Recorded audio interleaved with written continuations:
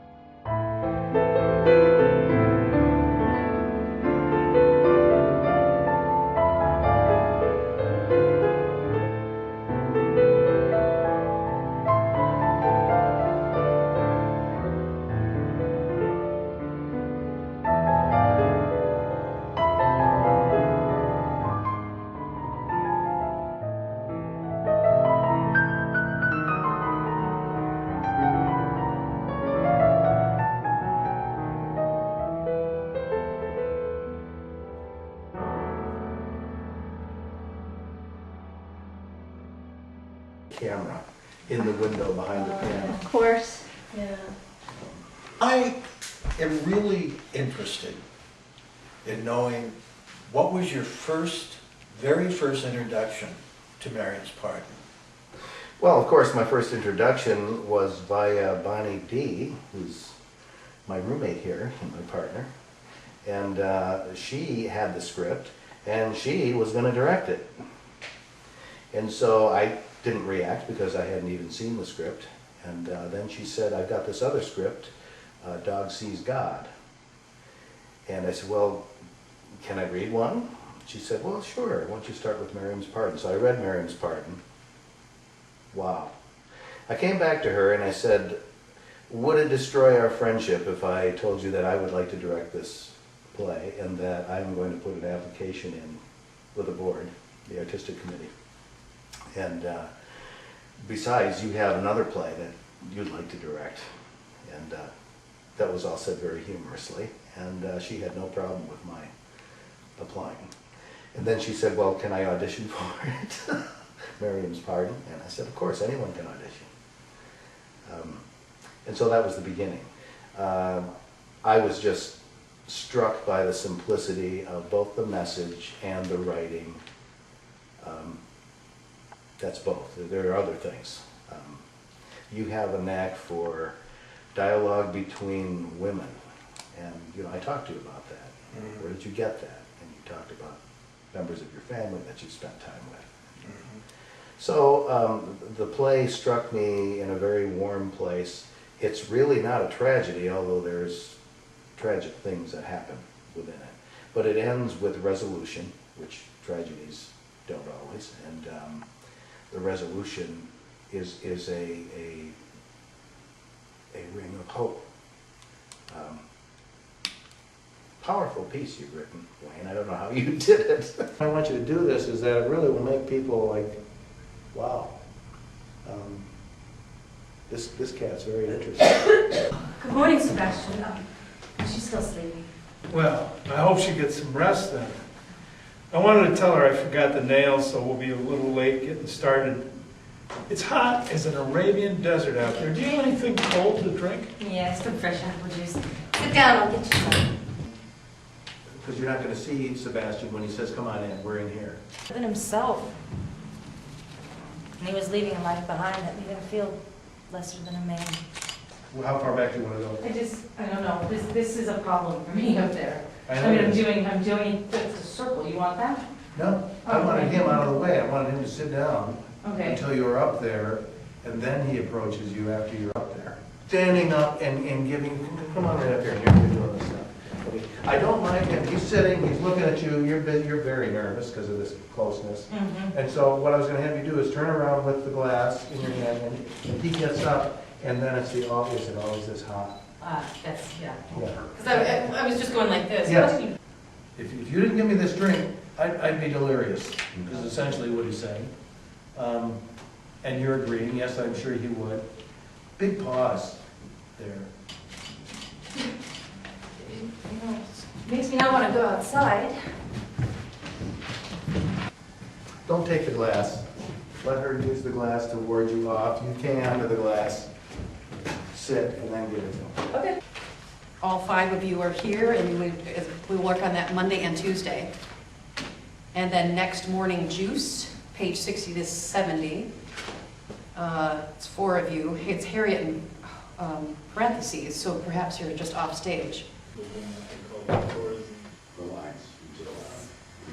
Tomorrow, when I read this play, it was the same guy. So Betsy might be just... I know, you are such a...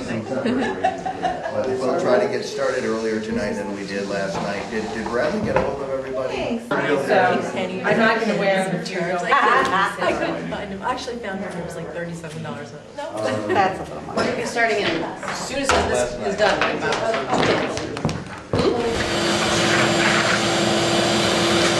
You'll never guess who it was. Mr. Simpson.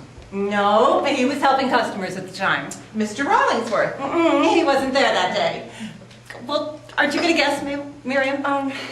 Okay, Mrs. and what is it? Jablonski, to Mrs. Jablonski, pause, turn and focus your attention on Mabel and say, but curious, yes. That's completely to her. He led a group of followers to Beaver Island, just off the coast of Charlevoix. At the Garrick Theater in Detroit. I know what you're going to say, Mabel, and I forbid you from continuing. You're not serious. Nevermore. Now, wait a minute, ladies, what, line? Back this way. You weren't here. I was supposed to stand here and do this, watch her, and then come around this way, stop, she's already gone. I noticed the last time you had to do that, you actually did step off the platform Monday night. And so that indicates to me that there's not enough room to do No, this. we ran out one Monday night. So Oh, I did. I'm sorry. So the last time we did, you hadn't had the extra space. I have high expectations because I cast a very, very capable set of actors in this play. Is there any favorite scenes that you feel that the actors feel more comfortable with? And if there is, which are they? There's tons of them, and I mean, it's just the two of us sitting here, and you've written this play, and I don't at all mind revealing them to you. And I suppose in retrospect, it's all right if this gets out, but this play is packed with actors' scenes. And these are scenes that you could take them right out of the context of the play and run them in front of the class, because they have all of the earmarks of what good acting requires. And so my favorite scene right now in the whole play is the scene at the train station. It's a goodbye scene, and it is a tearjerker. What does it take to make a tearjerker? I mean, does it take good writing? Does it take the right story? It's probably a combination of those things. And Michelle Dungeon and Jan Dalton, who kind of spearhead that scene, I've seen this in rehearsal now probably, well, several dozen times, and I get choked up every time. Every time. So the dinner scene that spans the two acts is also a wonderful scene. It's for the most part very lighthearted. It turns sour at the end, but there's a solid 15-20 minutes of raucous good time at the table. And given that we're right around a season where people will be sitting around tables, I think that a lot of people will kind of get sparks of memories of things that are happening in their families around the table. So the table scenes are excellent. And there's just no place where they drag anywhere. There's a couple of compelling scenes that Richard has when he's recounting. One of them is a lie. He has to manufacture a scene in which he is an American soldier in Normandy. And it seems pretty clear from your writing that he is taking... He was there, but he was on the other side. So he's just kind of putting American uniforms on German soldiers and telling this story. And so it's no less compelling. And it's very violent and fortunately fairly brief to spare sensibilities. But then again, at the very end, when he has to be honest and is telling the real story of what happens to Morgan, there's not going to be a dry eye in the house. Rogue, cad. Yeah. And so as he's been taking these risks, and of course, Michelle, she's been kind of waiting for this. Because what she does is she responds to that. As Mariam, she can't be the aggressor. She has to respond to him. And everything that he summons from himself that's very uncomfortable to give to her, she just takes it up a notch. And so the scenes between them are just loaded with erotic tension. All my actors are thinking. And I'm a director who, I love to steal other people's ideas. And so I'm always open to, what are you thinking? What do you think you're going to do here? And so we've got a moment, of course, as you know, Mariam in the final scene has to pull the gun out. And so there's a moment in which the audience is not going to know whether someone is going to be killed right on stage. By the way that she's portraying it. And it's not at the moment that you think. I mean, you would think under the fear of a stranger being in your kitchen in the middle of the night, that would be the most dangerous moment. No. Because she determines it's Richard right away, as you know. And then Richard begins to, I mean, his cover is blown when the photograph falls out.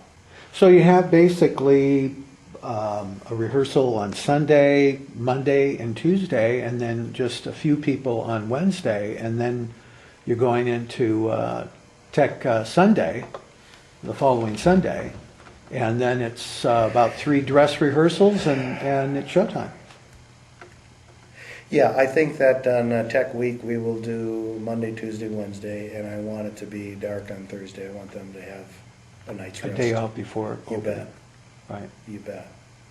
No, this next 2 weeks is just going to zoom right by. I'm coming through the period of what I call the doldrums. The doldrums are just that period where I've heard all the good lines, I've seen all the good stuff. We're just repeating because we're trying to memorize and get it down. So right now is just the discipline part of it. And what we're getting to as we come to Tech Sunday is crunch time. I believe what I first read on the page, and I believe everything that's come off the page. Now, I've had a lot of experience here. I've had 30 years of experience here, and so it's not just me being hopeful. This is based on my experience that we have a strong vehicle that I mean, when you came in, you saw just what we've created here. And what they do in real time with their bodies, their tools on stage, is just going to be a compliment to everything else here. And I'm not even going to try to predict what that's going to be. I'm just going to let it happen. But I know it's going to be good.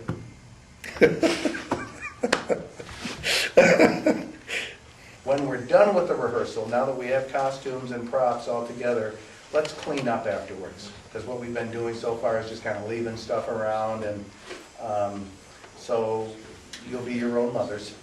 Wow. It was just this depth, layers. There's so many different ways you can look at it, and it's an interest.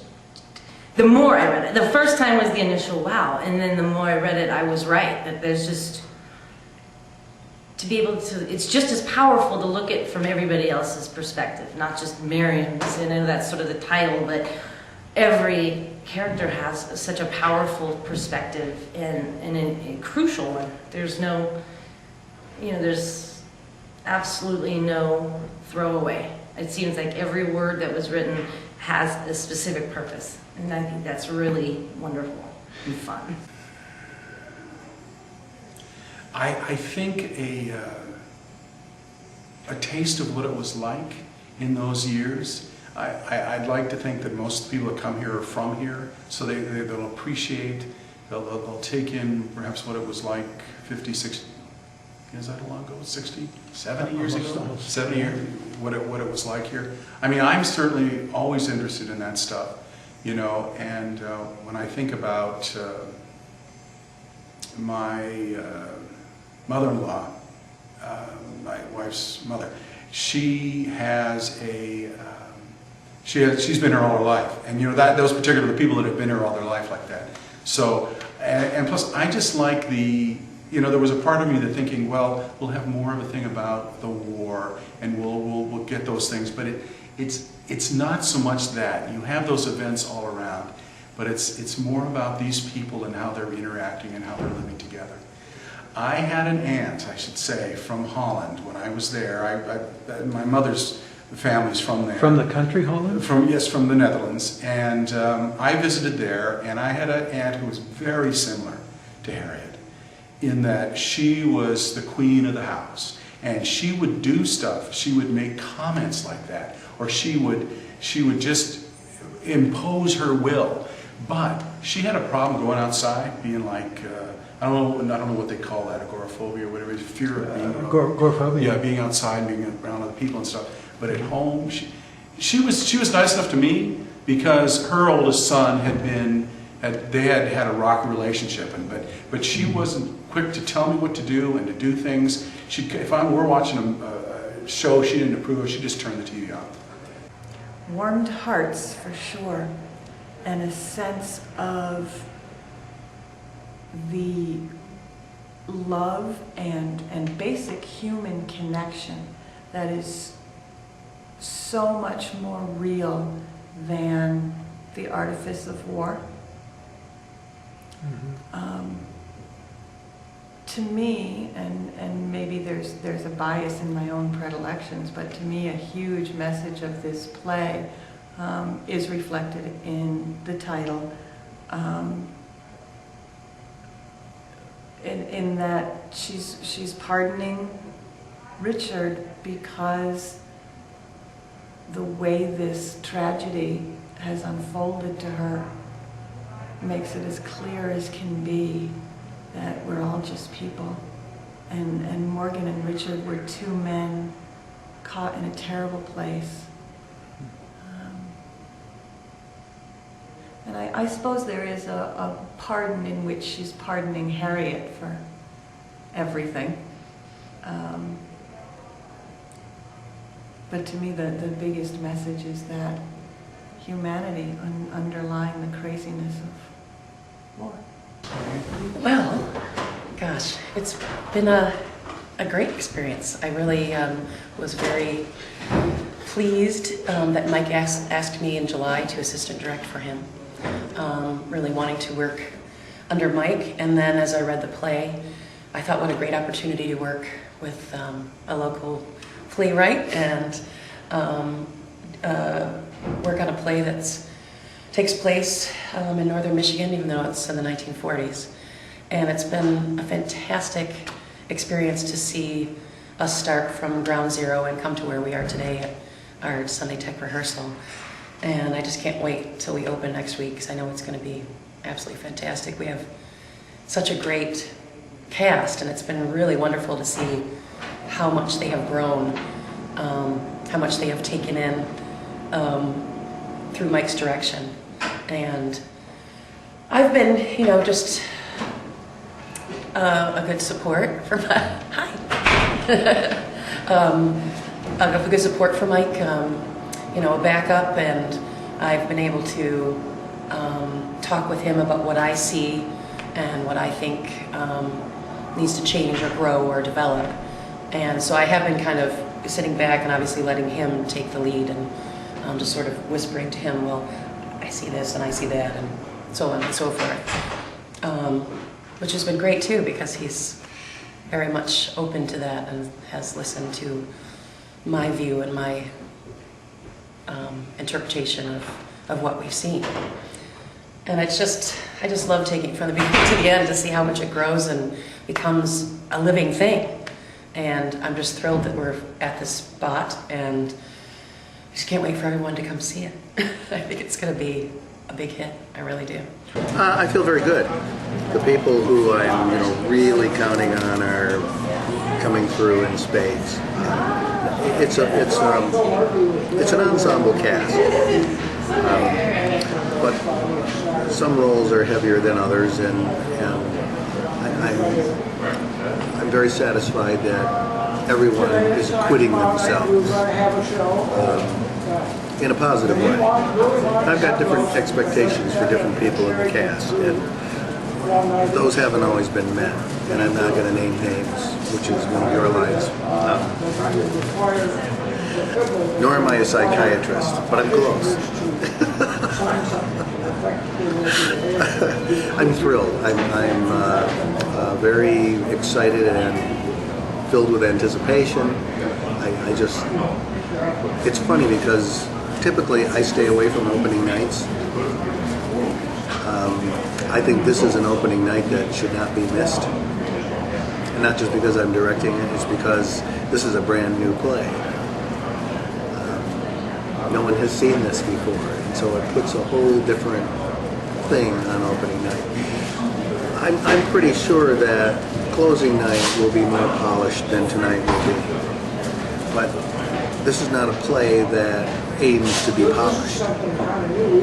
This is a play that just tells it like it is.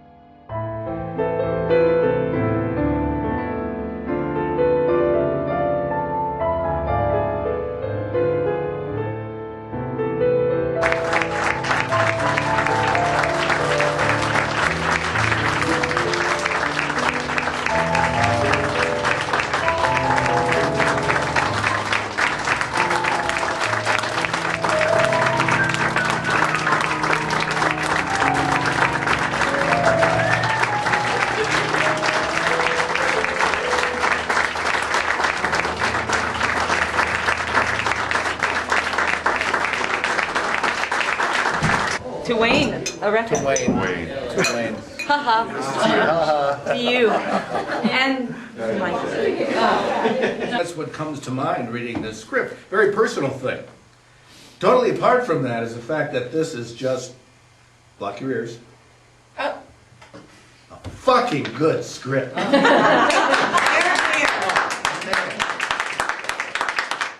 was telling Norm Wheeler, many of you know from Leelanau County, he's one of the beach bars and a wonderful performer himself. What was it about this script that grabbed me? Because it wasn't just me. I heard these kinds of stories from almost everyone that I talked to in the cast or associated with the production of this. Somehow this brings up very personal reminiscences, and it doesn't have to be about war. This is a family here.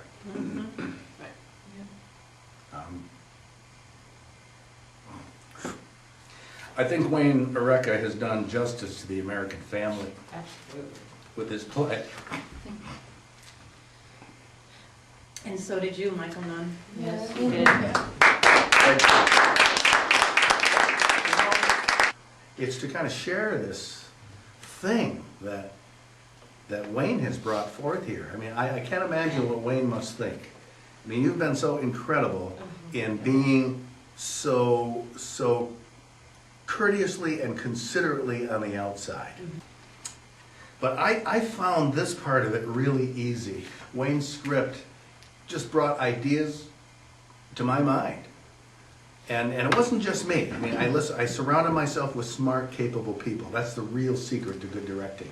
It's who you put around you. And so there was never anyone who did not have a suggestion or an idea, and I'm totally open to those. Not because I don't have my own, but because I want to see what works on this stage. And I think the people who came here saw something that worked. This show worked. I think we acquitted this play in Wayne's honor very admirably. I'm so proud of my cast and so proud of the people in the technical and support areas that allowed this to happen.